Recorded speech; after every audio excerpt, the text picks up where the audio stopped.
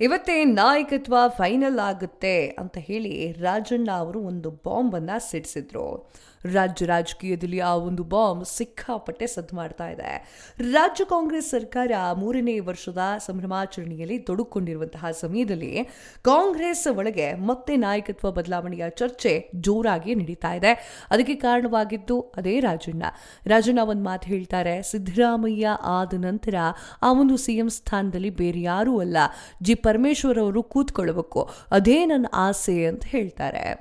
ಏನೋ ಸ್ವಲ್ಪ ಮುಂದೆ ಮಾತನಾಡಿದಂತಹ ರಾಜಣ್ಣ ಅವರು ಇವತ್ತು ಕೇರಳದಲ್ಲಿ ಏನಾಯಿತು ಅನ್ನೋದು ನಿಮಗೆ ಗೊತ್ತಿದೆ. ಏನಾಯಿತು, ನೂತನ ಸಿಎಂ ಅವರ ಪ್ರಮಾಣ ವಚನ ಆಯಿತು. ಆ ಒಂದು ಪ್ರಮಾಣ ವಚನ ಕಾರ್ಯಕ್ರಮದಲ್ಲಿ ರಾಹುಲ್ ಗಾಂಧಿ ಅವರಿದ್ದರು, ಮಲ್ಲಿಕಾರ್ಜುನ್ ಖರ್ಗೆ ಅವರಿದ್ದರು, ಹಾಗೆ ಸಿದ್ದರಾಮಯ್ಯ ಅವರಿದ್ದಾರೆ, ಹಾಗೆ ಡಿ.ಕೆ. ಶಿವಕುಮಾರ್ ಅವರಿದ್ದಾರೆ.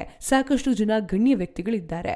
ಅವರೆಲ್ಲರೂ ಕೂಡ ಡಿಸೈಡ್ ಮಾಡ್ತಾರೆ ಯಾರು ಮುಂದಿನ ಒಂದು ಮುಖ್ಯಮಂತ್ರಿ ಸ್ಥಾನದಲ್ಲಿ ಕೂತ್ಕೊಳ್ತಾರೆ. ಈಗ 5 ವರ್ಷದ ಅವಧಿಯನ್ನು ಸಿದ್ದರಾಮಯ್ಯ ಅವರೇ ಕಂಪ್ಲೀಟ್ ಮಾಡ್ತಾರಾ ಅಥವಾ ಡಿ.ಕೆ. ಶಿವಕುಮಾರ್ ಅವ್ರಿಗೆ ಬಿಟ್ಕೊಡ್ತಾರಾ ಅನ್ನೋದು ಫೈನಲ್ ಆಗಿದೆ ಅಂತ ಹೇಳಿ ರಾಜಣ್ಣ ಅವರು ಹೇಳ್ತಾರೆ. ಮಿನಿಮಮ್ ಅಂದರೆ ಒಂದು 10-15 ನಿಮಿಷ ಡಿ.ಕೆ. ಶಿವಕುಮಾರ್ ಅವರು ಆ ಒಂದು ವೇದಿಕೆ ಮೇಲೆ ಇರಬಹುದು, ಅಥವಾ 10 ನಿಮಿಷ ಬೇಡ, ಒಂದು ಅರ್ಧ ಗಂಟೆ ಇರ್ತಿದ್ರು. ಆದರೆ ಬರೋಬ್ಬರಿ 3 ಗಂಟೆಗಳ ಕಾಲ ಕೇರಳದಲ್ಲಿ ಸ್ಟೇಜ್ ಮೇಲಿದ್ದಂತಹ ಡಿ.ಕೆ. ಶಿವಕುಮಾರ್ ಅವರು ಸಿಎಂ ಆಸೆಯನ್ನ ರಾಹುಲ್ ಗಾಂಧಿ ಅವರಿಗೆ ಹೇಳಿದ್ದಾರೆ ಅಂತ ಹೇಳಲಾಗ್ತಾ ಇದೆ. ಇನ್ನೂ ಮುಂದುವರೆದು ಮಾತಾಡಿರುವಂತಹ ರಾಜಣ್ಣ, ಸಿಎಂ ಸ್ಥಾನ ಅಂದ್ರೆ ಯಾರಪ್ಪನ ಮನೆ ಸೊತ್ತಲ್ಲ, ಅಧಿಕಾರ ಅನ್ನೋದು ಜನ ಕೊಡುವಂತಹ ಭಿಕ್ಷೆ ಅಂತ ಹೇಳಿ ರಾಜಕೀಯ ವಲಯದಲ್ಲಿ ದೊಡ್ಡ ಚರ್ಚೆಗೆ ಕಾರಣರಾಗ್ತಾರೆ. ಮಾತು ನೇರವಾಗಿ ಡಿ.ಕೆ. ಶಿವಕುಮಾರ್ ಅವರಿಗೆ ಹೊಡೆದಂಗಿತ್ತು. ನನ್ನ ಆಸ್ತಿಯಲ್ಲ, ಮತ್ತೊಬ್ಬರ ಆಸ್ತಿಗೂ ಅಲ್ಲ, ಪ್ರಜಾಪ್ರಭುತ್ವದಲ್ಲಿ ಜನ ಕೊಟ್ಟಿರುವಂತಹ ಅಧಿಕಾರವನ್ನ ಎಷ್ಟು ದಿನ ಹಿಡಿದಿಟ್ಕೊಳ್ಬೇಕು ಅಂತ ಹೇಳೋ ಹಕ್ಕು ಯಾರಿಗೂ ಇಲ್ಲ, ಅದರರ್ಥ ಜನರಿಗಿದೆ ಅಂತ ಹೇಳಿ ಕಟುವಾಗಿ ಮಾತನಾಡ್ತಾರೆ. ಇದಾದ್ಮೇಲೆ ರಾಜಣ್ಣ ಹೇಳಿದ ಮತ್ತೊಂದು ಮಾತು ಏನು ಅಂತಂದ್ರೆ, 3-4 ಜನ 5 ನಿಮಿಷ ಮಾತನಾಡಿದ್ರು ಒಂದು ನಿರ್ಧಾರಕ್ಕೆ ಬರಬಹುದು.